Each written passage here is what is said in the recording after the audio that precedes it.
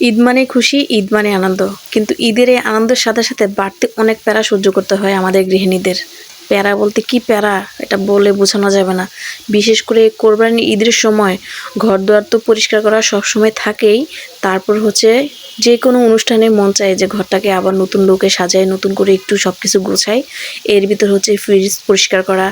তারপর হচ্ছে কোরবানি ঈদের মেইন কাজ হচ্ছে মশলাপাতি বাটা। ওরে ভাই রে ভাই, এটা যে কি এক প্যারা। আবার ২ দিন হচ্ছে গরুর পিছনে রাখাল সাজতে হয়, মানে ডিউটি দিতে হয়। আসসালামু আলাইকুম বন্ধুরা, সবাই কেমন আছেন? আশা করি সবাই ভালো আছেন। আলহামদুলিল্লাহ আমরা সবাই খুব ভালো আছি। তো বন্ধুরা, আমার এই ভিডিওগুলো যদি আপনাদের ভালো লেগে থাকে প্লিজ ভালোবাসা দিয়ে পাশে থাকবেন। আমার এই চ্যানেলটি সাবস্ক্রাইব করবেন এবং পাশে থাকা বেল বাটনটি প্রেস করবেন যেন আমার ভিডিওটা ছাড়ার সাথে সাথে নোটিফিকেশনটা আপনারা পেয়ে যান। আর যদি ফেসবুক থেকে কেউ ভিডিওটা দেখেন তাহলে অবশ্যই ফলো করে দেবেন। তো বন্ধুরা, এই ঈদের ২ দিন গরুর মাংস খেতে যা ভালো লাগবে, প্রথম দিন আর এর পরের দিন। তারপর থেকে মাংসর নাম শুনলে কেমন যেন একটা অভক্তি কাজ করবে, মানে বিরক্ত লাগবে। তখন থেকে হচ্ছে ভর্তা, ভাজি, শুটকি এগুলো খুব ভালো লাগে। তো আমি আবার সবসময় সেই রোজা থেকেই বাঁশপাতা শীতল, যেটা আমাদের খুব পছন্দ, চাপা না মানে বাঁশপাতা শীতল যেটা, সেটা হচ্ছে ১ কেজি কিনে রাখি। একদম রোজা থেকে শুরু করে কোরবানির পরেও থেকে যায়, মানে মোটামুটি হয়ে যায় ৪ মাস ৫ মাসের মতো। তো তখন হচ্ছে এই ভর্তাটা, বিশেষ করে বাঁশপাতা শুটকিটা, ওটা বাটি, রসুন বাটি, পেঁয়াজ বাটি, শুটকিটাও বাটি, বাইটা তারপর হচ্ছে তেলে দিয়ে, বিশ্বাস করবেন ওটার ঘ্রাণে মন চায় যে ইচ্ছা মতো কতগুলা জানি ভাত খেয়ে ফেলবো আর পাতিল খালি করে ফেলবো।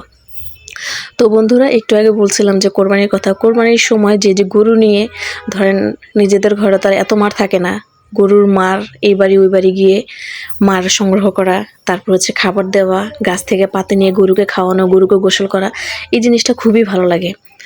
তো আল্লাহ হচ্ছে যখন এটাকে মানে কোরবানি দেওয়া হয় তখন খুবই খারাপ লাগে। তারপর হচ্ছে বিধির বিধান, কিছুই করার নাই। আল্লাহ যেন আমাদের মনের আশা বা যে উদ্দেশ্যে আমরা কোরবানিটা দিই, আমাদের কোরবানিটা যেন আল্লাহ কবুল করেন, এটাই আল্লাহর কাছে প্রার্থনা। তো বন্ধুরা, আজকে হচ্ছে ভেন্ডি দিয়ে আলু দিয়ে শুটকি রান্না করলাম। এই তরকারিটা হচ্ছে বেসিক্যালি আমার জন্য, এটা আমার খুবই পছন্দ। আর হচ্ছে মুরগির মাংস, অল্প করে মুরগির মাংস রান্না করলাম। তো আমার ঘরে হচ্ছে মুরগির মাংসটা, বিশেষ করে ব্রয়লার মুরগির যেটা, ওটা হচ্ছে তারা ভেজে বেশি পছন্দ করে। কিন্তু আজকে হচ্ছে ওই যে বললাম না, কাজের প্যারা, এটার কারণে ভাজতে পারি না। ছোটো ছোটো টুকরা করেও যদি এভাবে যদি রান্না করি পছন্দ করে, কিন্তু একটু ঝাল হতে হয়। আর মাংসটা কোনো পানি মিক্স করি না, একদম রসা রসা কষা কষা, এই জিনিসটা তারা খুবই পছন্দ করে।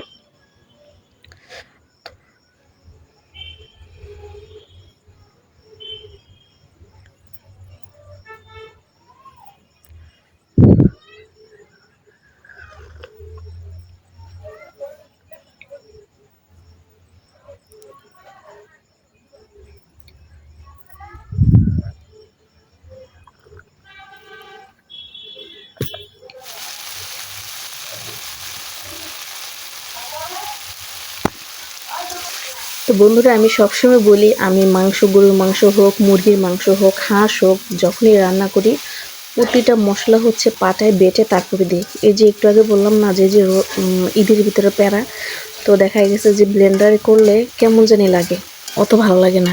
তো একটু কষ্ট হলেও আমি একটু বাটি, এই বাটাটা বেশি করে আবার যখন আদা রসুন একটু বেশি হয়ে যায়, ৩-৪ কেজি হয়ে যায়, তখন আবার ওটা পারি না, ওটা ব্লেন্ডারে করে নিই। কিন্তু লং, এলাচ, দারচিনি, জিরা এগুলো সবসময় আমি পাটায় বেটে নিই। এবং আপনারা এভাবে মানে পাটায় বেটে যখন মাংসটা রান্না করবেন দেখবেন খুবই টেস্ট, মানে খুবই টেস্ট। মশলাটা যখন কষাবেন, কষানোর সময় যে একটা ঘ্রাণ আসে, মানে অন্যরকম। তো আমার এই মশলাটাও দেখেন, আমি ভালো করে সব একসাথে দিয়ে তারপর হচ্ছে টমেটো, মাংসের ভিতরে টমেটো দিয়ে, আপনারা কে দেন বা না দেন জানি না, কিন্তু আমি প্রতিটা মানে টমেটো, কাঁচামরিচ, ধনিয়াপাতা এত পছন্দ, সব কিছুতেই দিই, সব কিছুতেই দিই। আর মাংসটা যদি একটু কুচানো, এটা খুব ভালো লাগবে। তো মশলাটা কষতে থাকুক আর আপনারা ভিডিওটা দেখতে থাকেন।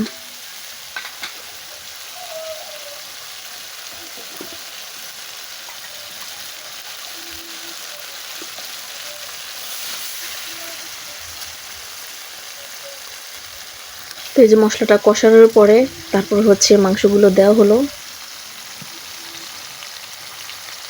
এখানে মাংসটা কম দেখা গেল, কিন্তু মাংস কিন্তু কম না। একটা মুরগির শুধু গলাটা ছাড়া আর পাও ছাড়া সবই নেওয়া হয়েছে। তারপরেও বুঝতেছি না এত কম দেখাতে যাচ্ছে কেন। এই মাংসটা হচ্ছে কোনো পানি ইউজ করি না, ঢেকে দিব। ফার্মের মুরগি বিশেষ করে পানি ইউজ করাই লাগে না। ফার্মের মুরগি গরুর মাংস একই অবস্থা। তো বন্ধুরা, আপনারা কারা কারা এই কোরবানির ঈদের সময় বা যে কোনো উৎসবে এই যে মশলা বাটাবাটি কাজ করা নিয়ে একটু প্যারায় থাকেন, দূরের উপরে থাকেন, একটু জানাবেন। তারপর হচ্ছে পোশাক বানাতে দেওয়া, পোশাক আসছে কিনা, পোশাক ফিটিং হয়েছে কিনা, বাচ্চার জন্য, স্বামীর জন্য, ফ্যামিলির জন্য। আসলে এগুলোর ভিতরে একটা ভালো লাগা, ভালোবাসা কাজ করে।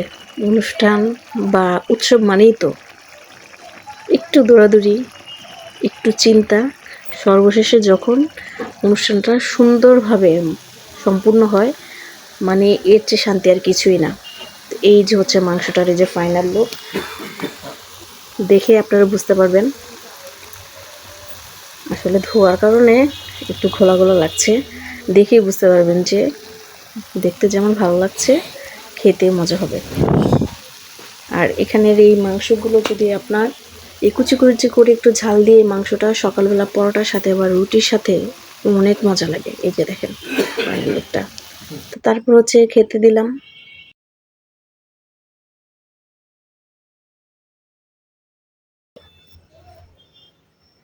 খাচ্ছে।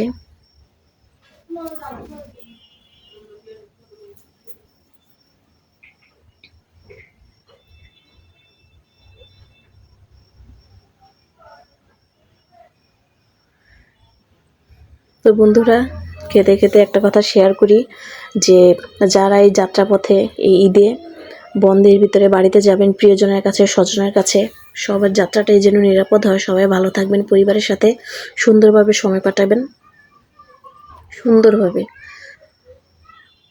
সবাই যেন নিরাপদভাবে নিজস্ব গন্তব্যে পৌঁছাতে পারেন, এই কামনায় আজকের মতোই বিদায়। আল্লাহ হাফেজ। আমাদের সাথে থাকবেন।